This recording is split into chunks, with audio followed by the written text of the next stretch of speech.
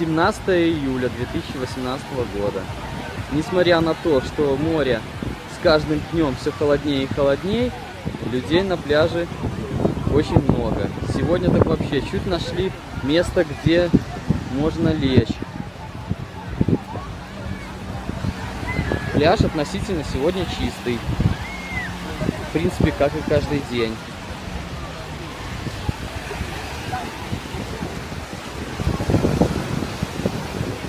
И море чистое. Вода прозрачная, нету ни медуз, ни водорослей. Небольшие волны, но очень-очень холодная вода.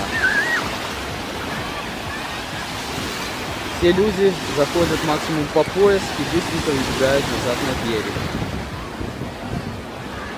Я купаться не рискую. Оу.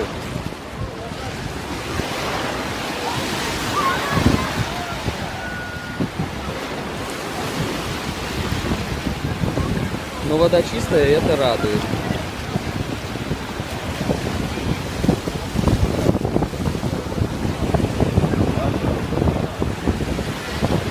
Да, и, кстати, дует сильный ветер с моря.